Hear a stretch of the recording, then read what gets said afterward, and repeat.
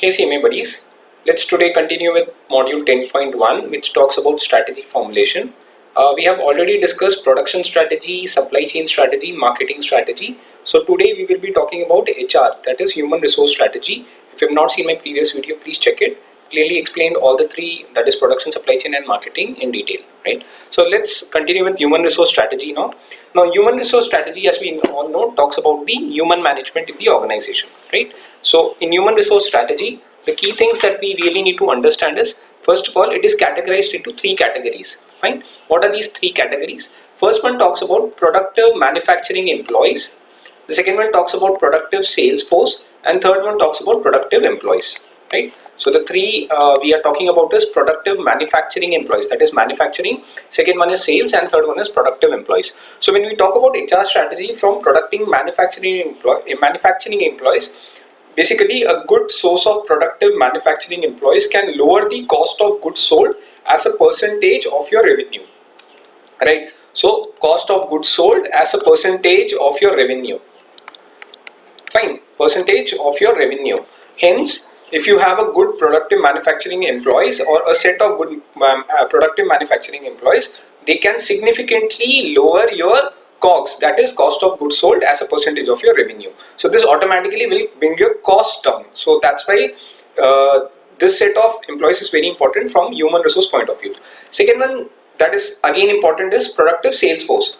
Now they can increase your sales revenue for a given level of expenses. So whatever expenses you are having, what sales force or a productive sales force can actually do is they can increase the sales revenue, fine. And thirdly, we talk about the productive employees. So productive employees, it says in companies R&D function, that is research and development function, they can boost the percentage of revenue generated for new products for a given level of R&D expenses. So your revenue can be boosted with respect to the expenses. So R&D expenses with level to what? With respect to what? With respect to your revenue generated. So basically your revenue can be boosted with respect to R&D expenditure, right? So the three set of employees that you really need to understand from a HR strategy point of view is, first one is productive manufacturing employees. What they can lower is, they can lower the cost of goods sold as a percentage of revenue. Productive sales force can eventually increase your sales revenue with respect to the expenses that you have. And finally, productive employees in companies R&D function, who can boost the percentage of revenue generated for new products for a given level of R&D expenses. I guess this should be other way around, because your revenue would be boosted with respect to R&D expenditure. So please keep that in mind. So just to summarize this in form of a diagram so that you remember it in an easier way. So if you have to have enhanced company performance, three things are very important. One is through R&D innovation. This R&D innovation is reflected by whom? By productive employees. Then you have sales force effectiveness, for which you got to remember productive sales force. And finally you have manufacturing productivity, that can be done by productive manufacturing employees. Okay, moving on. The challenge for a company's HR function is to devise ways. Devise is to frame ways to increase employee productivity. But obvious, if if your organization has to perform up to the mark, then the only way that can be done is if your HR is functioning good, and that can be done if HR is functioning good, or if they have to function good, they have to make sure that the employee's productivity is enhanced, right?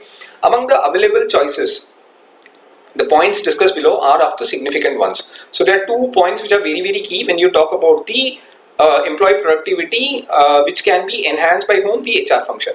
First one is hiring strategy. Your hiring is very, very important. So what does it say? It says that organizations must hire people who have positive attitude.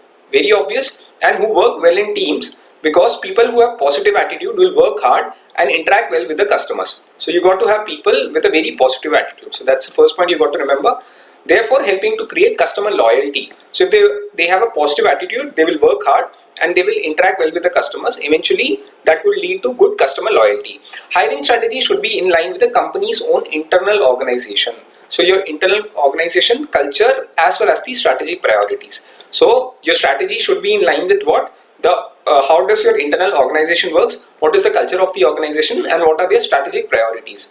Hired people should have attributes that match the strategic objectives of the company. So the people who are hired, or the newly recruited people, they should have the characteristics or the attributes that are in line with what? Strategic objectives of the company.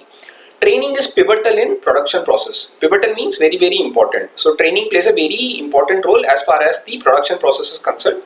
Those who are highly skilled can perform tasks faster and more accurately, right? So the skill will be attained through the training. Hence, the people who are very well trained, they can perform your task faster and they can work more accurately. Fine. Training upgrades employee skill levels, bringing the company productivity related efficiency gains from learning and experimentation. So training, what it does is that it basically upgrades the employee skill levels. What does it eventually do? It brings the company's productivity related efficiency gains. So your productivity efficiency gains just upsurge from what? From learning and experimentation. So just to summarize this entire point in a diagram, maybe if you can remember this diagram with the points, that is more than sufficient. You can elaborate on your own. So what does hiring strategy actually talks about? It talks about the positive attitude. So what does positive attitude says? It says ensures hard work and customer interaction, fostering loyalty. Fostering means to create good customer loyalty. Second one is it helps you to strategically align the purpose. So it matches company's objective for better performance. That is the alignment part. Then teamwork skills. It enhances collaboration and the productivity. And finally, the most important part that we read was training focus. So it improves the skills and efficiency in the production. Fine. Now, as I said that the choices that are available with the HR for increasing the employee productivity is, first one we have already discussed, that is hiring strategy. Just to repeat quickly, the 4 points that you got to remember is positive attitude, strategic alignment, teamwork skills, and the training focus. The second point that is very important is self-managing teams, right? So first one is hiring strategy. The second one now we are going to read is self-managing teams, right? So if you write these 2 points and elaborate, that's more than sufficient, right? So what does self-managing teams actually talks about? Self-managing teams is gaining popularity since its members coordinate their own activities and make their own hiring, training, work and reward decision. So basically self-managing teams is nothing but when the organization have a coordination among its own members and they do what? They basically primarily focus on the hiring, training, work and the reward decision. So 4 things you got to remember is they do their own hiring, training that we have already discussed in the previous point, that is hiring strategy, and they also concentrate on work and rewards decisions. Fine. Now when we talk about self-managing teams, these team usually comprises 5 to 15 employees, right? So they have a range of 5 to 15 when we talk about self-managing teams who produce an entire product or undertake entire task. So when we talk about the production part, either the product is being produced by themselves on their own rather, or they do their task themselves, as in they don't delegate it to someone else. So that self-managing teams takes care of everything and anything. Now due to its flexible nature, team members can fill in for absent co-workers. So if someone is not present, say in the lot of this 15, say 2 are absent, so remaining 13 will take care of the work of the absent member. Why? Because of its flexible nature, and it takes over the managerial duties such as scheduling work and vacation, ordering materials and hiring new members. So the task which is again important and that is being taken care of the self-managing team itself is basically they can schedule their own work and vacation. They can order materials. Vacation as in if someone is going on leave, they will take the charge and they'll manage on their own. They can order materials on their own, and perhaps if they have to hire new people, that also can be done by them itself, right? Okay. Bestowing greater responsibility on team members and empowering them act as a motivating factor. So bestowing means giving them. Bestowing, when you say, that means you basically bestow them with a greater responsibility or giving them a higher responsibility. To whom? To the team members of the self-managing teams. You empower them because you are giving them a greater responsibility. With them, you also give them the authority to execute that work. So that acts as a motivating factor, because generally you see it's a human tendency when you're given a power and a responsibility, generally the human being tends to perform it in a better way because he has both the power as well as the responsibility. So both things are being taken care of. Then it says people generally respond well for giving greater autonomy and responsibility. That's very much the repetition of this point itself. It says that you tend to respond well when you're given the higher responsibility and the authority together. Then you generally tend to respond well, or you basically perform well. So that is also being taken care of. Performance bonuses linked to team production and quality target work act as an additional motivator. So if you are giving bonuses to them, which generally is being done in a self-managing team, to the production team and the quality target work. So basically when you are doing a work, then there is a certain quality standard that needs to be that needs to be maintained. So basically, if you give them performance bonuses based on what, on the team production and the quality of work they are doing, that basically acts as an additional motivator. Fine. Now it has led to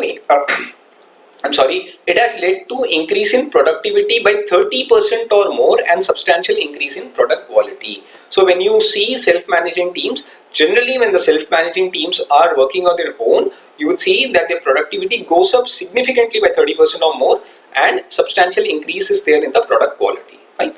Cost savings arise. How? By eliminating supervisors. Because there is a team which is working within themselves, they are coordinating well and they are executing the work properly. That helps you to eliminate the supervisors itself. And it creates a flatter organizational hierarchy which ultimately lowers the cost structure of the company. So the cost basically comes down. How does the cost come down? Because the team is working within themselves, so that leads to cost savings because there is no set of supervisors that you have. And it also creates a flatter organizational hierarchy. See, usually you have hierarchy like this, it's a top-down approach.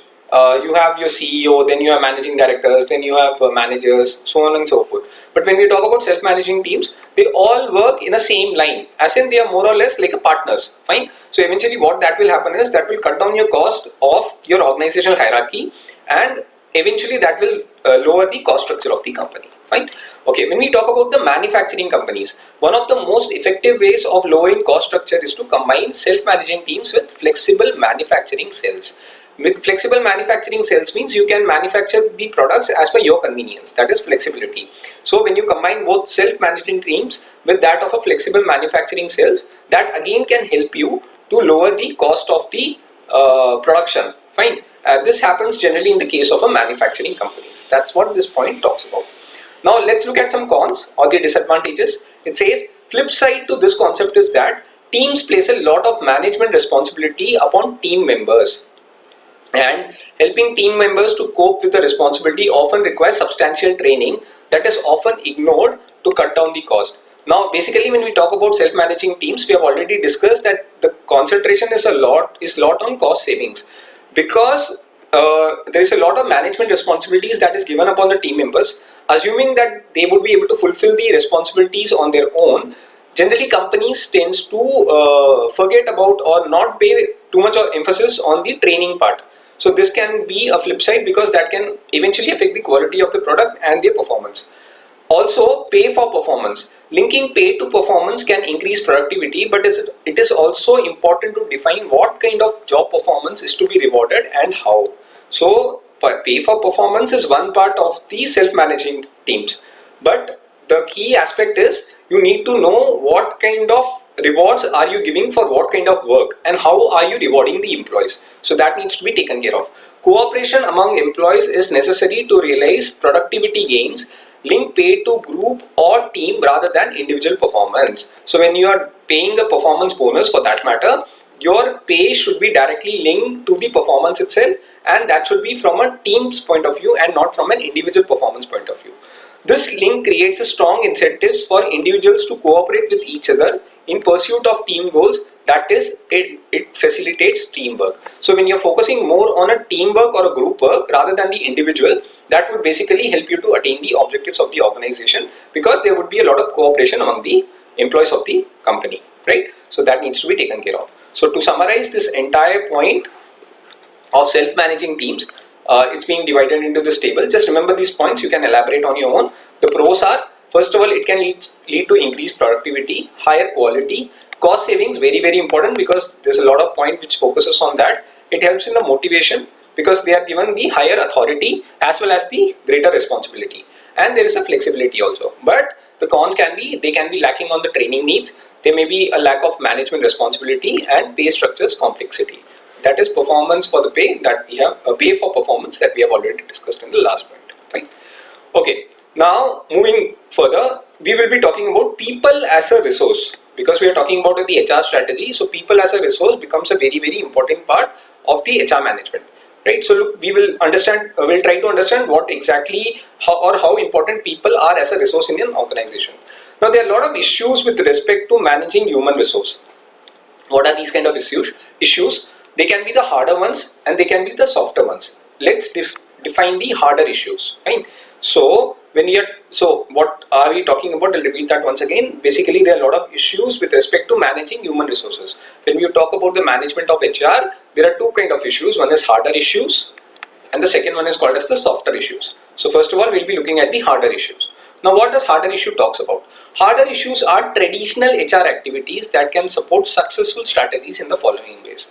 Harder issues are traditional or the primitive HR activities that have been undertaken for a very long time, but they are very, very important from the point of the success, from the point of view of success of the strategies that are undertaken by the organization.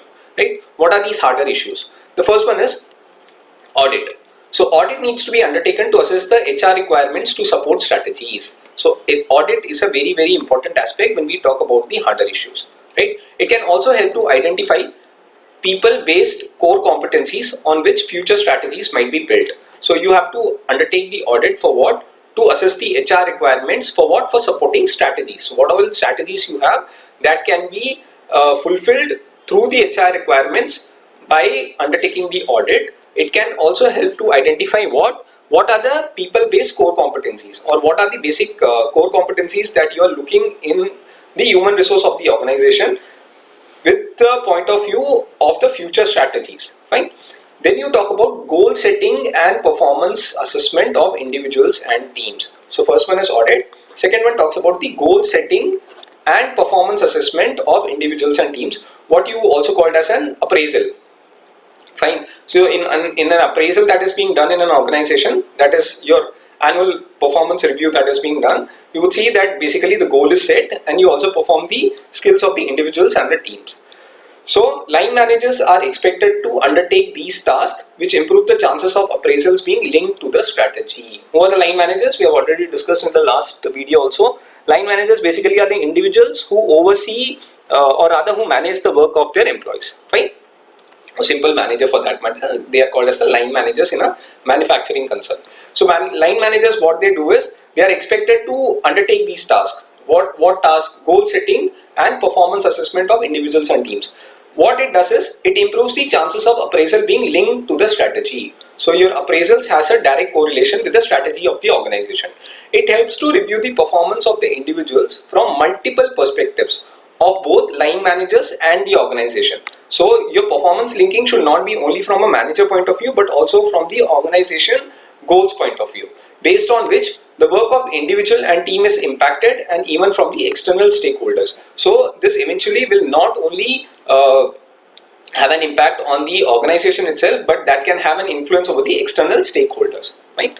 Okay. The third point is planning of rewards has to consider the reality of more team working in delivering strategies. So when you talk about planning of rewards, or what we talk about the bonuses or the performance appraisals, then it has to consider what the reality of more team working in delivering strategy. So concentration should not be on the individual performance, but it should lay a lot of focus on the team work, right? Highly geared individuals incentives, usually sales force, may support this teamwork. So who are the ones who are basically who are supporting the teamwork? Are the highly geared individuals. Geared individuals means who bring a substantial business to the organization. So generally we are talking about something like sales force. Fine. Okay. The fourth point it talks about is recruitment and retention are key ways to improve strategic capability. So it's not only about recruitment, you also have to ensure the employees that are being recruited retain, or they stay in the company for a longer period of time. Why this is so important? Because it can improve the strategic capability of the organization. Also, you need to remember is succession planning has to be focused on for preparing people for particular jobs, to simply ensuring that a large pool of talented individuals exists to meet future leadership requirement. So first of all, we talk about recruitment, then the retention is also important, and you also have to make sure that the succession planning is there. That means employees tend to continue in the organization, so that whatever future comes there, we don't have an inexperienced set of the HR or the human resources that we have in the organization. That means the employees continue for a longer period of time, so that there is a proper succession planning is there for organization to prepare people for a particular job, for simply assuring large pool of talented individuals exist to meet future leadership requirements. Some strategies may require to nurture uniquely competent individuals. For example, a top surgeon in a hospital So you would see if you have gone to a hospital, generally you tend to take appointments from the senior doctors who have been in the hospital for a very long time because of the experience that they hold, right? That's what it is referring to. Whereas some strategies might require redeployment and redundancy planning. Okay, what do you mean by redeployment? Redeployment simply means moving an employee from one role to a different role. Whereas redundancy is, it occurs when business no longer leads an employee role to be performed by anyone. Redundancy means doing the same thing again and again. That is redundancy. Whereas redeployment is moving a person from one role to the another. Fine. So these all points need to be taken care of. So first one is recruitment. You also need to ensure there is a retention. Then there has to be a successful succession planning, and also you have to make sure that you got to nurture. That means you have to grow or you have to train the individuals who are very uniquely competent. Whereas some strategies, that is one part of it, and there may be a case wherein the employees in the organizations are redeployed. That means they are moved from one position to the another, or there is a redundancy planning. That means they that particular profile doesn't need the same person or any other person doing the same work again and again. Fine. Okay. The fifth point talks about companies prefer more coaching and mentoring to support self-development rather than use of formal programs. So you simply cannot give a formal training. You have to ensure that the people who are experienced are able to coach and mentor the new employees. Fine. So what that would do is, this would basically nurture the new employees as per the culture of the organization. Now, for the same, managers and HR professionals need to be aware of the organization strategies, how they might change in the future, and its implication to people's competencies. Right? Okay, moving on, the sixth point, it talks about the companies may adopt formalized approaches to performance management assisted by IT based system. So when you are doing performance management, it should be more IT enabled, that is information and technologically based.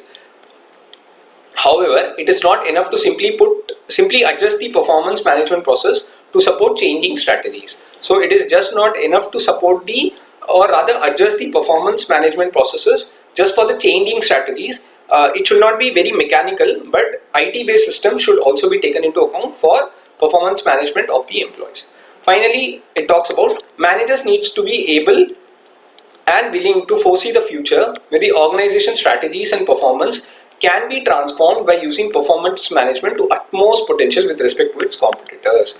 So managers have to foresee what is coming in the future, and they have to transform the performance management to the optimum utilization, especially when it comes to the competition with the other organization or the competitors. Fine. So just summarizing this entire point, what are these the harder issues? In one particular diagram, you would see first one is audit. The HR audit talks about identifying core competencies and assessing HR requirements. Then you talk about recruitment and retention, improving strategic capability and succession planning. Please remember about that redeployment and redundancy, and basically nurturing the uniquely competent employees, that is surgeons in a hospital. Fine. Then you talk about the performance management, that talks about the performance assessment and the goal setting. And finally, coaching and mentoring, this talks about awareness of strategic changes and supporting self-development. Fine. Okay, then we come to people and behavior. Now, before this we read what people as a resource. We discuss about the harder issues. Now we would be discussing about the softer issues. Now, when we talk about people and behavior, it says people influence strategy through their competence and through their collective behavior. Fine. So the strategy is influenced through what? Competence and their collective behavior. That is called as a culture. Soft side of HR management is concerned with the behavior of people. How? Both individually and collectively. So it cannot be just a teamwork. You have to focus on the individual performance as well. So what all the softer issues actually include? The first point is to understand how to change the paradigm of the organization. Paradigm means the model of the organization. This is particularly important when business environment is changing quickly. So when the dynamics of the business is changing pretty fast, in that case, softer issues would include how to understand or how to change the model of the organization. Because it is changing, so it got to be changed. So the focus should be on the change of the paradigm of the organization. The second one is understanding the relationship between the behaviors and the strategic choices. So you need to understand the behavior, the relationship between the behavior and the strategic choices. This is crucial if managers are supposed to properly prioritize the efforts in managing organizational behaviors. Example can be some strategies in organization culture may have an advantage over the other in the organization. So that's what it focuses on. Third point talks about being realistic about the difficulty and time required to attain behavior changes. So behavior changes doesn't come overnight. There may be a certain challenges that a company have to go through, so it may be difficult and it also may require some kind of time. So culture change is a long process of changing behaviors, right? That's very obvious. If you have to change a culture in the organization, it may be a bit time consuming.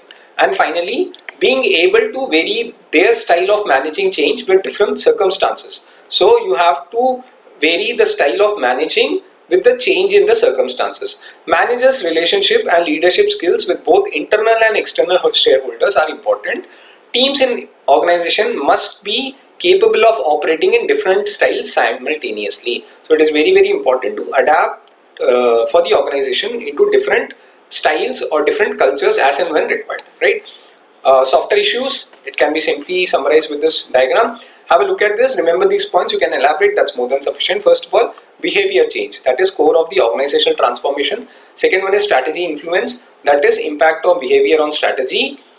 Understanding the change. That is grasping the change process. Managerial skills, abilities to manage change. And finally, you talk about the external environment. That is context affecting the change, right? So behavior change, strategy influence, understanding change, managerial skills, and external environment. These are all the softer issues when we talk about the organizational behavior, fine, or rather people and behavior. Okay, then we come to the last part of the chapter that talks about the organizing people. Now when we talk about organizing people, due to changing environment and complexities of the business, issues pertaining to organizing people is of primary importance. So any issue pertaining to organization of the people is very, very important. Organizing people is basically categorized into three areas. What are these? First is HR function, second one is line managers, and third one is structures and processes. So HLS, right? So when we talk about organizing people, first is HR function, second one is line managers, and third one is structures and processes. So let's look at HR function first. There are four broad rules that an HR function could fulfill in contributing to successful business strategies, right? So when we talk about the HR function in organizing people, it talks about four types. One is HR may function as a service provider, it may function as a regulator, it may function as an advisor, or it may function as a change agent, right? So you can basically remember it as RACS. RACS, easy to remember. RACS is, first R stands for regulator, A stands for advisor, T stands for change agent, and the fourth one is service provider, right? Okay, so let's look at RACS. First one is R. R talks about as regulator. Regulator says, who's the regulator? Setting the rules within which the line managers operate, right? Example, the pay and promotion. So that is regulators, fine. Then you talk about A as an advisor. What does an advisor do, or rather, what is the function of an HR as an advisor? They issue issues of HR strategies to the line managers. That is ensuring HR policies and practice are in line with the best practice. So that is the role of an advisor. Then you talk about C, that is change agent. It talks about moving the organization forward. Change agent, that means they would change, or rather they would take the organization forward. Type of staff, nature of strategy, and broad structural arrangements in the organization are all important, although it may be difficult for HR specialists to operate in all these roles simultaneously. These all are important, that is type of staff, nature of strategy, broad structural arrangements. These are all of a pivotal importance, but the HR may not be able to perform that all simultaneously, so this needs to be done separately. So this is the change agent. And finally we talk about the service provider, that is undertaking recruitment or arranging training to line managers who are carrying the strategic responsibility for the HR issues. So primarily when you talk about recruitment or arranging training, that is considered as a role of HR function with respect to the service provider, right? So please remember RACS. So this RACS is clearly explained here. So when we talk about R is regulator. It established rules for pay and promotion to guide line managers. A is advisor. It talks about provide strategic advice to align HR policies with best practices. Then you talk about C, that is change agent. It talks about drive organizational change and innovation. And finally, service provider. It focuses on recruitment and training support to the line managers. Fine. Then the second point is line managers. If you remember, organizing, it includes 3 points. One is HR function, line managers, structures and processes. So when we talk about line managers, it says line managers in current environment are involved in managing people issues themselves. So they don't go to HR for everything and anything. They are, or they rather should be capable of handling or managing the people issues themselves. This gives an advantage of more ownership and better chances of blending people related issues with the business strategies. Because you understand the people in a better way, it's more easier for you to remember to correlate people issues with the strategies of the business. But there are issues which contradict to the fact whether they are actually able to deal with the people management issues in an appropriate manner. Although they are supposed to, but there may be some issues. Now what issues can they actually face? Whether it is realistic to expect line managers to be competent HR professionals. See, HR has its own professionalism. Maybe line managers may not be able to carry that. So that may be one of the issues. If not handled, it can lead to mediocrity. So that may give you a very average result. What is mediocrity all about? Then short-term pressures to meet targets do not help line managers in taking a strategic view of people-related issues. Because line managers are generally given long and short-term targets, but if there is a lot of short-term pressures in order to meet the targets, what they can do is they may not be able to focus on the people-related issues a lot. Now, downsizing and delayering have left the managers too busy. So basically these all issues can be faced, that is downsizing and delayering, and that can leave the managers way too busy because of the short-term pressures. Trade unions generally are reluctant. That means they are not very acceptable to disperse the responsibility of HR strategies, because it is easy for unions to deal with single centralized authority. There may be a reluctance from trade unions also, because they would rather not concentrate on HR strategies and they are more competent to deal with the issues which are very particular, that is very single and which has a very centralized authority. Finally, managers may lack the incentive to take on more of the formal HR activities, right? Because it is more target oriented, they would rather focus on achieving the targets rather than concentrating more on HR activities. So these are some of the flaws of line managers acting as an HR person, fine?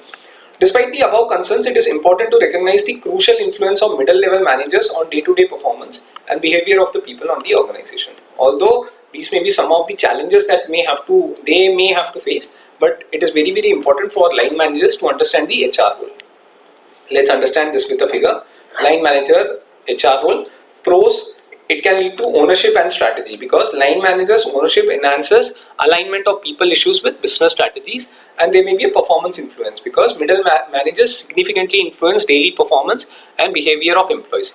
What are the negative aspects of it? HR competency. Expecting HR competency from line managers may lead to mediocrity. Short-term focus, short-term pressures hinder or basically it means there may be an obstacle. Strategic people management by line managers. Union resistance, that is trade unions may resist decentralizing HR responsibilities for easier negotiation, and there may be a lack of incentives, that is managers lack motivation to undertake formal HR activities. Fine. Moving on to the last part of the topic, or rather the chapter also, structures and processes. People may be reluctant to contribute strategic success because the traditional structures and roles do not match future strategies, right? So people may not be acceptable or not be very inclined to contribute to strategic success. Why? Because traditional structures and roles do not match future strategies. So your short-term goals may not be in line with the long-term ones as an individual. So that might be a setback. Organization may need to change processes and relationships as per change in circumstances and strategies.